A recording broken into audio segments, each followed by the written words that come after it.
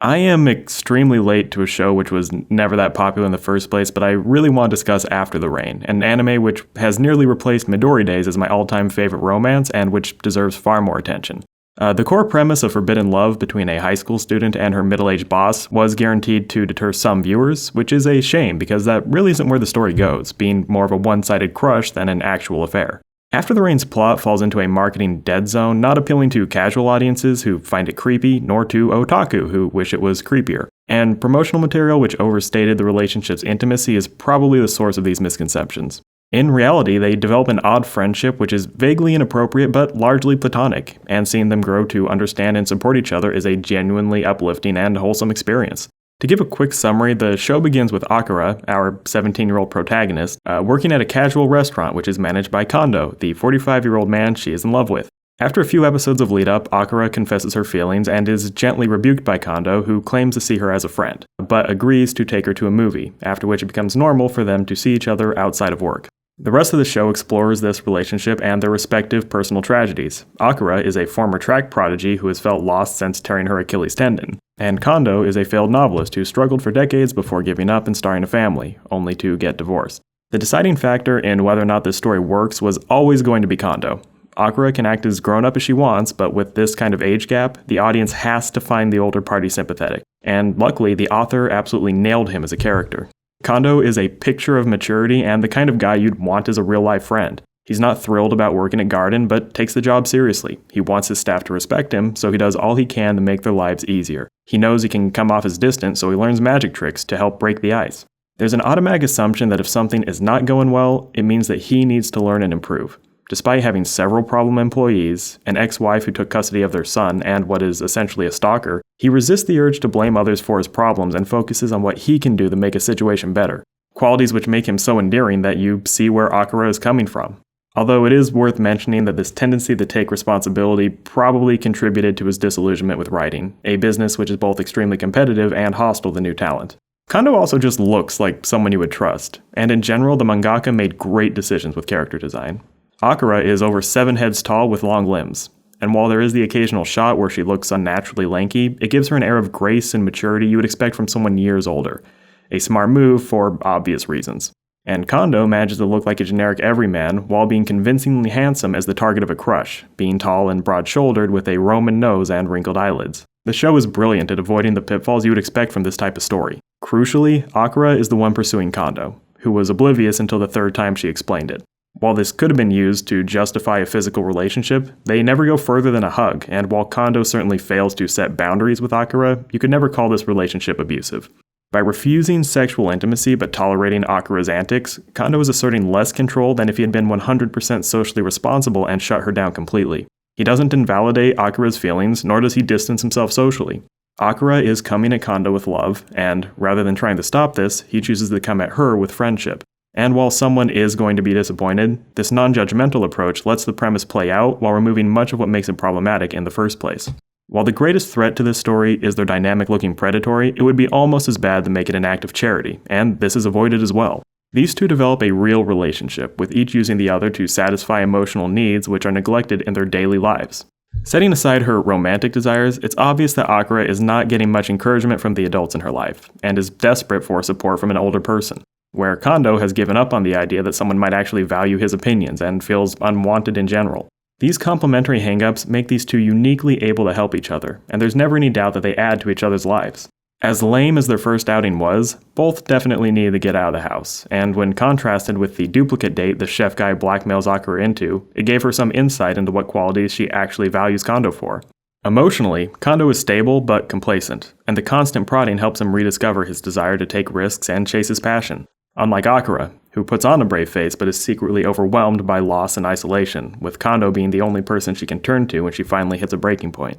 A little touch I really enjoyed was Akira's dynamic with Yuto, Kondo's young son, which managed to be genuinely sweet in spite of the implications. And it was nice to see Akira go out of her way to be friendly towards the single greatest barrier between her and a romance with Kondo. There's a lack of artifice between these two that's really endearing. Kondo is explicitly not trying to impress Akira, and while she does make some attempts to win him over, they are hilariously ineffective. In particular, I really enjoyed her attempt to connect with Kondo by going to a library, only to check out a collection of sports photos. We are constantly reminded that these are very, very different people, and one of the few ways they act like a real couple is by just being around each other for no real reason. Seeing Akira chat up the merchant while Kondo was trapped in a book was oddly satisfying, and while it's a reminder of the barriers between these two, it also shows how natural it's become for them to just spend time together. I'm giving a lot more attention to Kondo, and while that's partially a product of my affection for him, he has become one of my new favorite characters, it's simply true that Kondo is complex and interesting in a way Akira just can't compete with, and in a way this disparity is the driving conflict in the show. While Akira perceives herself to be in the middle of a love story, her real arc is about learning to branch out and stop living as a one-dimensional person. Before she suffered the injury, Akira led a very simple existence.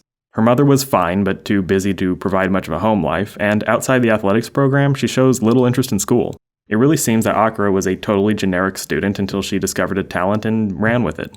Akira was the best at what she did, but she was only ever one thing. The track team organized all her free time and provided a pre-made social group. When she tore her tendon, Akira learned a hard lesson about basing your entire life around one undertaking. If something takes it away, you become nothing, and have to walk around the rain with no one to talk to. When Akira activated her Behelit and met Kondo, it wasn't just that he was kind to her in a moment of vulnerability, she saw someone who could play different roles based on what was needed at the time. Kondo was polite and professional, but when he saw she was having a rough time, he could smile and pull out a magic trick before getting back to work. This little moment of depth is not much on its own, but to someone who solved every problem with sprinting, this would be awe-inspiring. Unlike Akira, Kondo wears a lot of hats, being adorably lame at work, warm and encouraging with his son, and playfully brash with his old college buddy. A pretty rich existence for a divorced bookworm. His real problem is that he's lost the central driving passion which makes life worth living. He stopped believing in his writing, and the fire simply went out. Spending time with Akira and experiencing the intensity of her crush helps Kondo remember his younger self, reminding him of what he's lost and making him question whether or not he should try to get it back. At the same time, Akira is gaining a deeper understanding of Kondo and realizing how simple she is in comparison. Towards the end of the show, it's established that Akira's ankle is healing and that if she's committed to physical therapy, there's a chance she could rejoin the track team, but she shows little interest in it. This irritates her former teammate who has been trying to reconnect with Akira for months and feels hurt and confused at the lack of motivation. Akira's problem is that she moved on from running but never moved on from her old mindset, pursuing Kondo with the same single-mindedness that she used to apply to sprinting. She's still scared of leaving her routine, even if it's so she can go back to something she knows she's good at. Near the end of the show, she gets little pushes from her track buddy and Kondo towards rejoining the team, and we seem to get the first major moments of character growth from Akira, who starts to realize that she doesn't need to stay trapped in one way of living. She can be a waitress, and a track star, and a stalker. Maybe she'll do all three, maybe she'll do none. Nothing is written in stone. The show does downplay the sexuality of the characters, but the question of where this is all headed constantly lurks in the background. While Akira has been thoroughly friend-zoned, Kondo does find her attractive, and this isn't really a secret. He's also openly flattered at the idea that a high school student has a crush on him. He's clearly gotten used to the idea that his romantic days are behind him, and we see fantasy sequences where Kondo turns into a much younger man. One of the single biggest differences between the main characters is their view of time and the future. Akira tends to fixate on one ideal future and assume it has to happen, believing that she was destined to be a track star before applying that same intensity to Kondo, who strives to make choices which have good consequences, but doesn't try to bring about any one specific outcome. Out of the infinite ways this situation could progress, there is probably some combination of words and circumstances which would turn it into a sexual relationship. But Kondo has chosen not to look for it, and Akira simply doesn't have the skills to bring it about. The sad reality is that while this relationship is helping Akira branch out and mature as a person, she'll probably outgrow it in the process, and as meaningful as this chapter in her life is, it will ultimately be a self-defeating experience. Ultimately, the show did not get through the source material, and I'm not holding out for a second season. I do intend to read the manga, which has been completed, and while the comments I've read on Reddit aren't very encouraging, I do hope the conclusion is satisfying.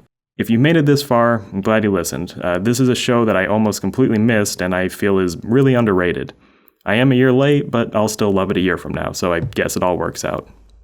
Peace.